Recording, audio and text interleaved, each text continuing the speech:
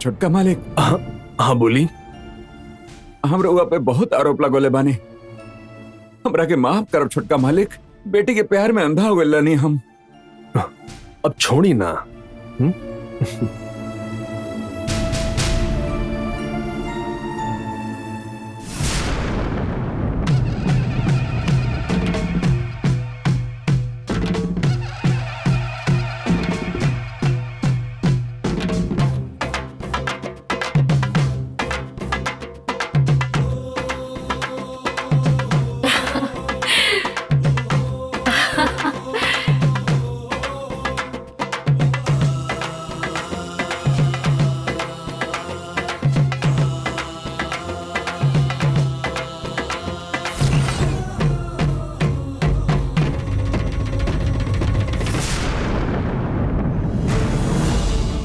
पिताजी खुद गंगा के खून कैले कबूल कैले रहले हमरे सामने, और अब वो खुद ही ओकरा एजा लेके आइले।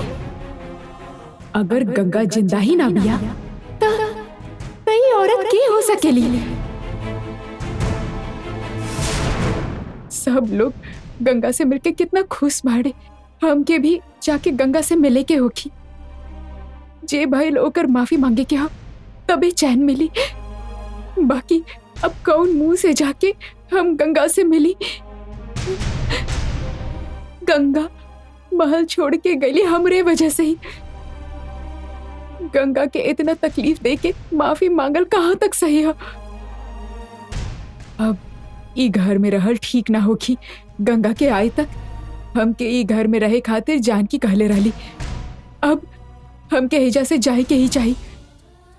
अब हम अरुण गंगा से दूर रहब तबे वो दोनों साथ रहिए और खुशहाल जिंदगी जिए।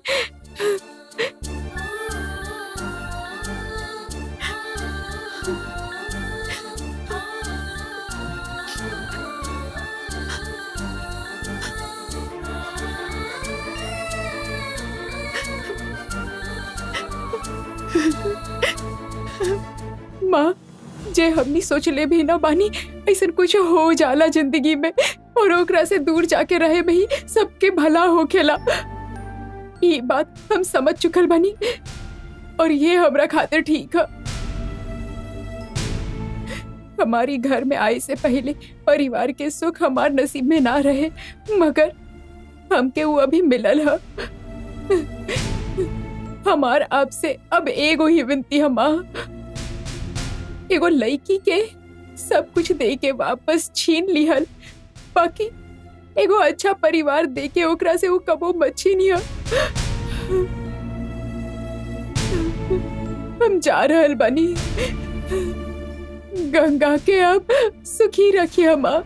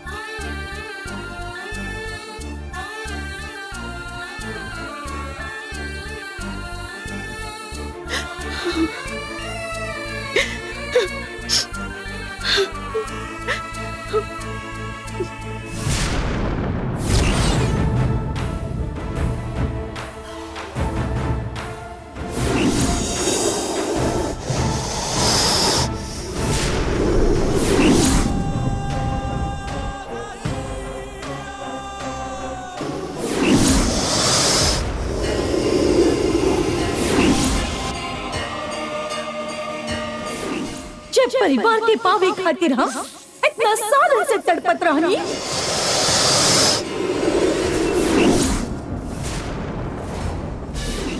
हमारे शरीर के अलावा दूसरे केहू के भी शरीर में तू ना जाइबो। ऐसे वचन दे हमके, हम तो के ये वचन ना दे सकेनी।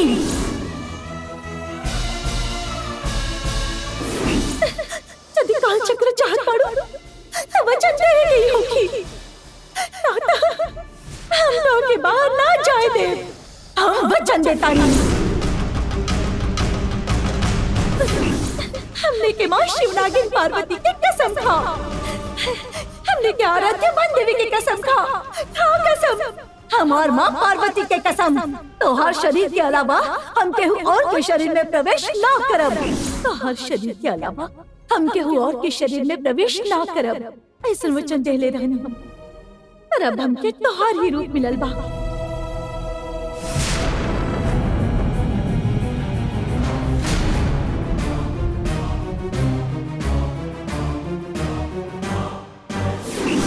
हम ई परिवार के रक्षक बानी। हम ही परिवार के भक्षक बानी। ई आत्मा के शक्ति के आगे तू मामूली बाड़ू। नाग शक्ति के आगे तू बहुत मामूली बाड़ू।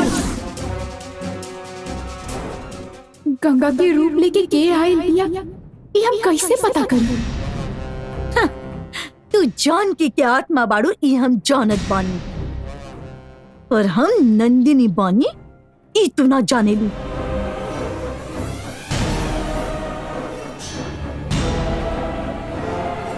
काहे की तू प्रेत आत्मा बाड़ू। हमार जैसन दिव्य शक्ति के तू पहचान न पैबू।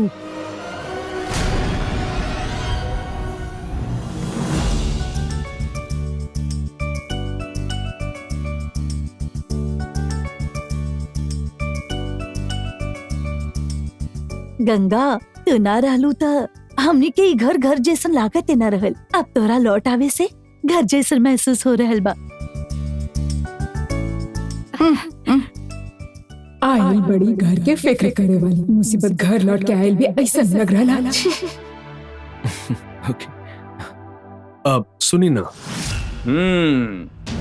हे मूर्ति, लगत रहे कि गंगा का खेल खत्म हो गए, लेकिन फिर वापस लौट के आ गए। हाँ पापा, ये गंगा के मसला भी ना वो डेली सॉप सीरियल के तरह बा, ये जल्दी खत्म हो ऐसा नहीं लागत पापा। देवी, गंगा आयल बिया ऐसे हमने सब यहाँ हॉल में बैठल बानी, तो हर पति कहीं दिखाई ना दे रहल बानी। कहाँ बानी हूँ? कहाँ जाइए? वो कुछ खात हो कि कहीं बैठ के। लागत हमारी बीवी हमार तारीफ करत दिया।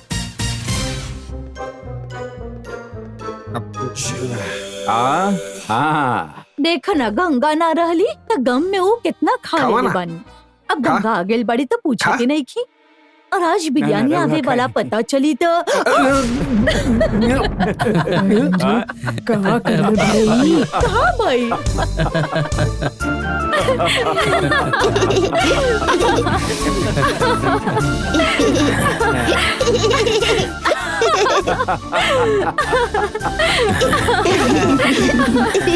देखा कैसे खा रहल बा।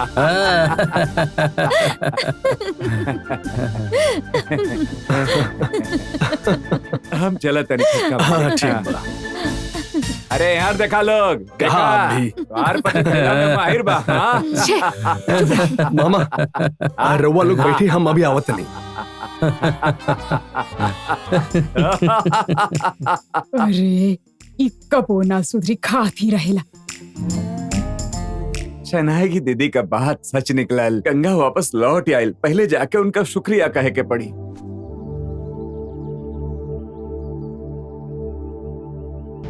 सीता बेटी, सीता बेटी, कहाँ गई लड़की?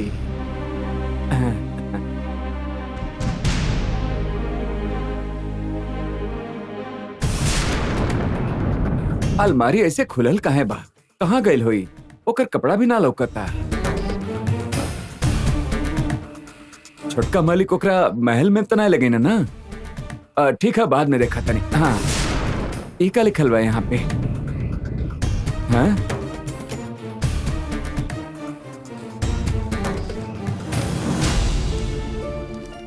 सप्रेम नमस्कार। हम सीता जाने अनजाने गंगा के घर से जाए के वजह हम ही बानी। गंगा वापस लौट आए तक देवसेना के संभलनी, काहे कि गंगा पहले हमरा खातिर बहुत कुछ कहले बिया, यही से हम इतना दिन एहिजा रहनी। बाकी अब गंगा आ गइल बिया तो हम एहिजा से जा रहल बानी। हमके ई महल में लाके परिवार के प्यार देवे वाला अरुण और गंगा के जिंदगी में कबो ना भूलब। देवसेना के ख्याल रखिया। देवसेना पूछा कि सीता कहाँ बिया तो कहिया कि वो अपन गाँव चल गइल बिया। मेहरबानी कई के हमके ढूंढे के कोशिश मत करिया। हम फिर केहू से ना मिलब, ई फैसला करके ही हम घर से निकलल बानी। गंगा और अरुण के सारा खुशी मिले। सीता घर छोड़ के चल गई, ये सबके बतावे के ही होगी। हाँ। मगर गंगा आयल बिया, सब लोगों के खुशी में बा। ऐसे में ही चिट्ठी दिखौला से सब लोग परेशान होखी। सब लोग ओकरा ढूंढे खातिर भागदौड़ करे लगी और फिर छोटका मालिक भी धर्म संकट में पड़ जाए। सीता घर छोड़ के गइल बिया, यही में गंगा का भलाई बा। ये चिट्ठी केहू न देखे उहे ठीक बा। हाँ। गंगा के अब कोनो तकलीफ ना होखे के चाहिए। हाँ।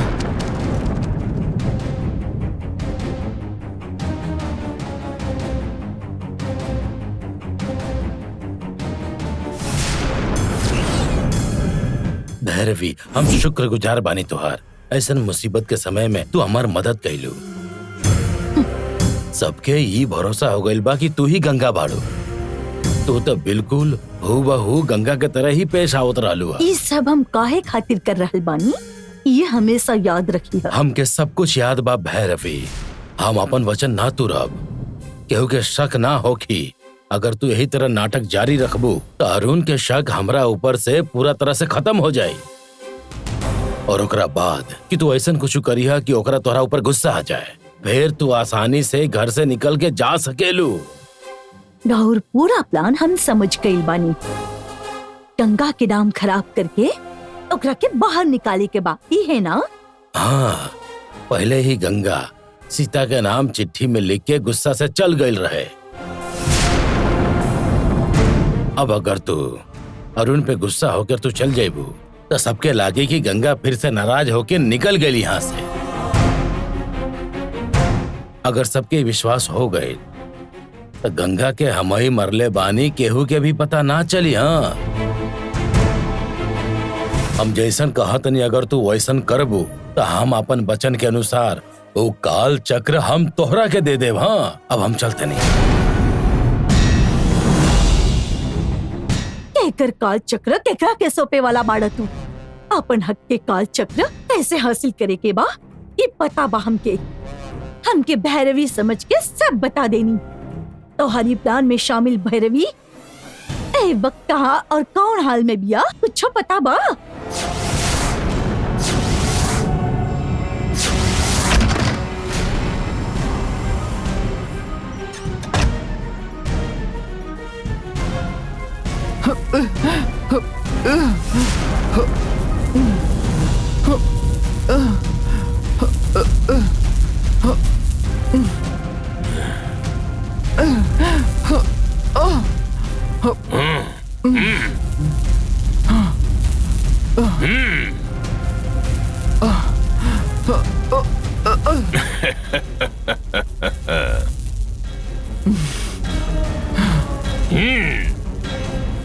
नंदनी हमके मंत्र बंधन में बांध रख ले बा, तो तोहके लगा था कि हम बाहर ना निकल सके नी। बंधन तोड़ के बाहर निकल के दिखाओ तनी हम तोहके। ये बंधन तोड़ के तू बाहर ना आ सकबू, काहे से कि ये नंदनी के नाग शक्ति के बंधन बा। एके तू का दुनिया में एक केहू भी तोड़ ना पाई। हमार शक्ति के तू का जाना, हम एक सिद्ध सात्विक साध्वी बानी। अरे तो हम कब कहनी की ना बाड़ो। तारा अंदर भी बहुत बड़ प्रतिभा होगी, मगर तार घमंड भी उतने ही ज्यादा है। तार पास अकल नहीं के। ओ वन देवी के साधिका होके के तोहरा अंदर इतना घमंड बा। तार अकल ठिकाने आए के चाहिए। यही से ओ वन देवी तारा के एजे लाके ये तरह तारा के बंदी बना के रख ले बिया। हमके केहू भी बंधन बांध के ना रख सकेला। हम जहाँ चाहिए वहाँ भटक सकेनी। हमके बंधन में बांधने की कोशिश भी मत करा। तू जब से साध्वी बनल बाड़ो तब से बहुत क्रोधी हो गई बाड़ो। यही से कुछ दिन खातिर माई के आयल बाड़ो, ऐसा समझ के एजे जरा आराम से रहो। वो हमरा से ना होई। हमके बाहर जाएगी ही होकी। नंदिनी खुद आके जब तक तारा के मुक्त ना कर दे एजे रहे के होखी। हम कबो नंदिनी के मामले में टांग ना अड़ाई। तू हमके नंदिनी के मुक्त करे के कह दा।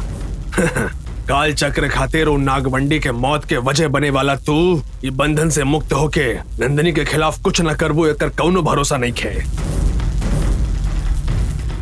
वो तीनों के खात्मा करके नंदिनी के वो तीनों काल चक्र वापस पाए के बाद यही से ई दौरान तू कभी भी नंदिनी के खिलाफ कुछ होकर के वो कर रास्ता के रुकावट बन जाइबू।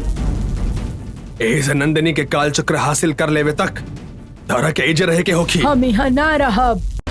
काल चक्र खातिर उन नागवंडी के मौत के वजह बने वाला तू ये बंधन से मुक्त होके नंदिनी के खिलाफ कुछ न करबो एकर कौनो भरोसा नहीं खे। वो तीनों के खात्मा करके नंदिनी के वो तीनों काल चक्र वापस पाए के बाद यही से ई दौरान तू कभी भी नंदिनी के खिलाफ कुछ होकर के वो कर रास्ता के रुकावट बन जाइबू। यही से नंदिनी के काल चक्र हासिल कर लेवे तक तारा के एजे रहे के होखी। हम यहाँ ना रहब। देखा बेकार में शोर मत मचावा, चाहे कितना भी चिल्लावा कुछ ना होई। वो बंद कही के चुपचाप एजे पड़ल रहा।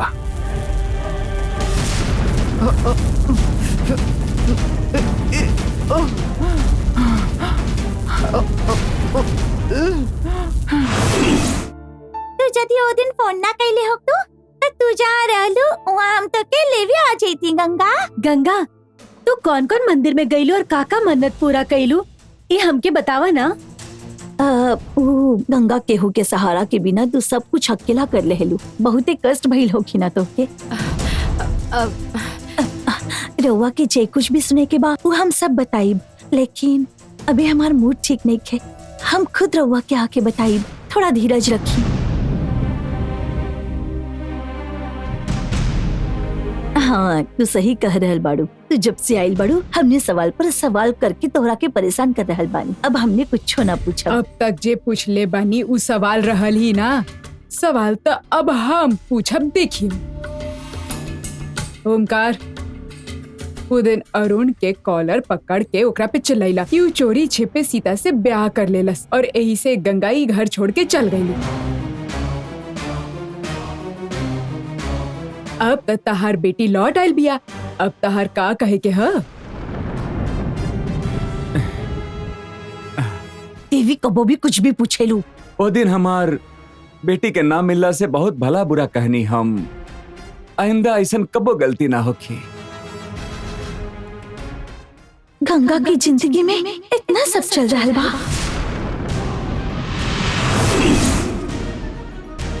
गंगा तो के पता बा का पापा से सीता के घर में रखे खातिर हम ही कहले रहली। यही से सीता माँ अब भी हमने के घर में रह रहल बाड़ी। ओकरा के हमने के साथ ही रहे दना गंगा। अब माहौल बन रहला। के बाड़ी है सीता?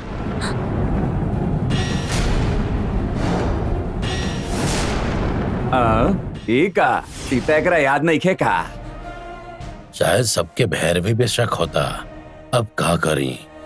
गंगा तो के पता बा का पापा से सीता के घर में रखे खातिर हम ही कहले रहली। यही से सीता माँ अब भी हमने के घर में रह रहल बाड़ी। ओकरा के हमने के साथ ही रहे अब दना माहौल गंगा। बन रहला।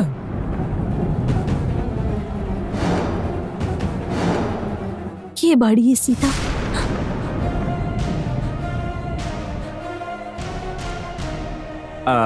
ठीक है, सीता एकरा याद नहीं खे का? शायद सबके भैरवी पे शक होता। अब का करी? सीता के भी पूछ रहल बिया। मतलब ई जरूर गंगा नहीं खी। गंगा नहीं खी एकर मतलब ई पिताजी से झूठ बोल के एजा तक आ गइल बिया का? या सबके धोखा देवे खातिर पिताजी ओकरा एजा लेके आइल बड़े। अरे ई का गंगा? सीता भी जानकी माँ जैसन दिखेली। यही से तो ओके यहाँ लेके आइल रहलू ना। और तू ही पूछ रहल बाड़ू कि सीता के बाड़ी? देवसेना ओकर पूछे में का गलत है? सीता गंगा के कितना बड़ा धोखा देले रहली। ई गंगा बिया जे शांत बैठल बिया। केहू और होखती ना तो उ सीता के धक्का मार के ई महल से बाहर निकाल देती। जेकर हमार घर में जरूरत नहीं के बिया ऐसन कह के तू बिल्कुल ठीक कैलू गंगा। बेचारी उ गंगा ए घर में कितना कुछ सहले रहली। ई गंगा नहीं खी हमके एकरा पे शक हो रहा है। सबसे पहले एकरा देव सेना से दूर करे के होगी, ना तो देव सेना के एकरा से खतरा हो सकेला। देवी भैरवी के बचावलास, देवी और सवाल करे ओकरा से पहले ओकरा के यहाँ से जाए खातिर कहे के पड़ी। देवी, गंगा अबे अबे घर आयल बिया ना, ओकरा थोड़ा चैन दे लेबे दा, जा यहाँ से। हाँ, जब देखा सब हमके ही डांटत रहेले। चिंगारी डाल देले बानी, अब बढ़िया आग लगे वाला। ये ठीक है भाई, सीता कहाँ भी आई सवाल केहू ना पूछलस। गंगा के आके इतना देर हो गई, अभी भी सीता काहे ना आईली?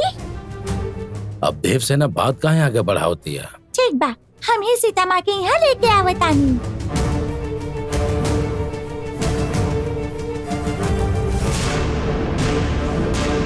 सीता यहीं पर रहेली। गंगा के रहते जौन सीता के गला में अरुण मंगलसूत्र